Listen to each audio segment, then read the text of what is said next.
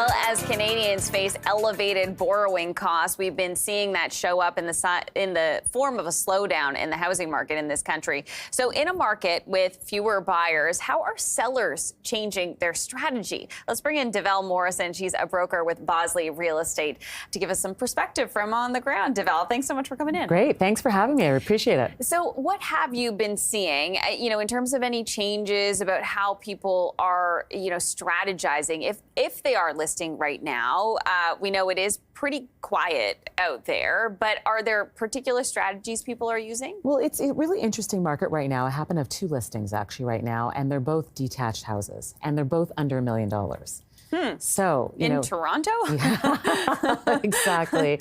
So the first thing I'm going to say is that it's a great opportunity for buyers right now. From the seller's perspective, they're listing low because they have to in this market. There is a lot of inventory that's sitting on the market, but you can see that there's some serious buyers out there last week and this week that are actually starting to buy and snap things up because they know that they can. We like to have this expression, you marry the house, you date the rate. And so what that basically means is that you're going to marry the long-term price of the house you pay. So it's much better to spend $900,000 on the house versus $1 million on the house. And when it comes to the rate is a temporary thing. So yes, we know rates are high right now, and it's tricky for people, but you're only dating the rate because the rate will go down eventually. In terms of that pricing strategy of pricing low right now, are people expecting to get what they're pricing things at? Or are they still expecting to get above it or maybe below, or what do you think? They are expecting to negotiate. Okay. So this is time for people to, sharpen their pencils, as we say, and put in an offer. And I always like to say there's that back and forth dance that you have to do to negotiate to get to a price where both the seller and the buyer wants it to be. Are sellers doing anything special in terms of, really any improvements or staging or what have you going all out? Or is this sort of a time of, pulling back on that extra spending, even on that sort of thing? No, in fact, the sellers right now, they just need to put their best foot forward simply because there is so much on the market that's sitting there. And we're not used to that, right? We're used to a market where things sell in 7 days. So in this market, it's full stage, full pictures, because if you don't put your best foot forward, no one's even going to come and see the place. What I can say about my listings right now is that we're getting showings. So I know that that's always a positive sign. Yeah. There are buyers out there. Now, what's interesting, I guess, and different in the condo market, so, I'll work with some buyers to help them buy a condo. But now in the condo market, we're starting to say, you know what, if the place is tenanted, we're not going to show it. And that's because there's so many tenants that they're either denying showings after they've been given their requisite 24 hours notice. And in some cases, after they've been given their requisite 60 days notice to vacate after the property is sold, they're basically saying, no, we're not leaving. And so you have a lot of tenants that are staying there. So then it's forcing buyers to either extend their closing dates in order to keep the condo. And now a lot of agents like myself out there are just feeling like, you know what?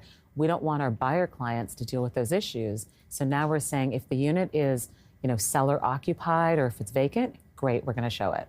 So is that pretty unusual that would be happening? Yes, it is. It's not, we've never done that before, but I can say even I listed a condo this summer and that was tenanted. And of course the tenant didn't want to leave on his requisite date. So we had to push the closing date back by 30 days when the tenant felt like leaving. So, some cases the tenants don't feel like leaving.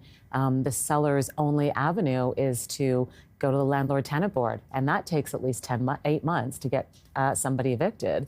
And so for a lot of buyers, they're like, you know what? I just want a home that I can live in now, a condo that I'd like to live in. And so therefore, if you get something that's vacant or seller occupied, then they know for sure that they have a deal and they can move in.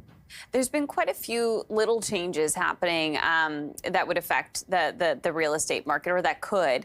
The Vacant Home Tax is something that came into effect, or it was increased. Yes. This year in the Toronto area. Has that had an effect from your viewpoint? Yes, it definitely has. In fact, I had a client this year who said to me, now that the Vacant Home Tax has increased, they were just not that comfortable keeping it vacant anymore. So they tried one of two avenues. We listed it for sale, but we also listed it for lease. And it was interesting, and this was, a small condo in Yorkville.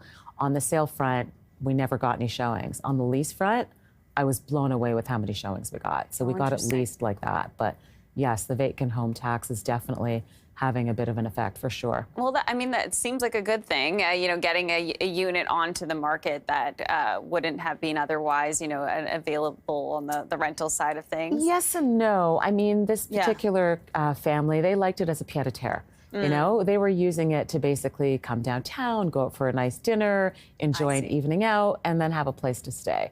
And so now that's kind of taken away from them. So I guess I'm also about personal choice and what you choose to do. Right. And so I hate it that somebody's personal choice was taken away from them.